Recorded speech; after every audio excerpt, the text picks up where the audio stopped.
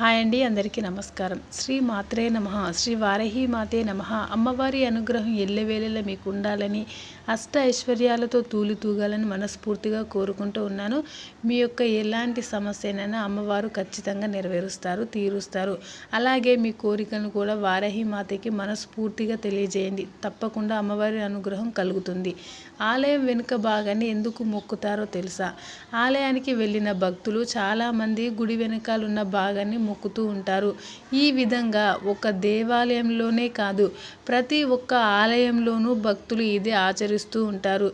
అయితే ఇలా చేయడం వెనుక గల కారణాలు ఏంటి అనేది నేను ఈ వీడియోలో వివరించబోతున్నాను. మీరు మొదటిసారిగా నా వీడియోస్ చూసినట్లయితే తప్పకుండా లైక్ చేయండి, షేర్ చేయండి, మీ ఫ్రెండ్స్కి, రిలేటివ్స్కి షేర్ చేయండి.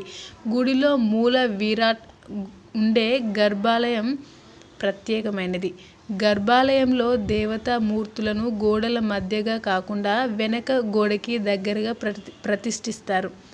పూజలు, నిత్య మంత్రార్చన చేయడం వల్ల భగవంతుని పాదపీఠం కింద ఉన్న యంత్రంలోనికి మంత్రశక్తి ప్రవేశిస్తుంది. దీనితో ఆ విగ్రహానికి ఓ ఆకర్షణ ఏర్పడుతుంది.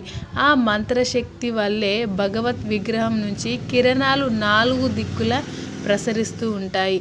ఈ మంత్రశక్తికి అత్యంత సమీపంగా ఉండేది గర్భాలయం వెనుక వైపు గోడ. అందుకే ఆ గోడకు శిల్పాన్ని చెక్కి ఉంచుతారు. భక్తులు ఆ ప్రదేశాన్ని తాకినప్పుడు తపః శక్తిని పొందేందుకు వీలుగా ఆ ప్రాంతం ఉంటుంది.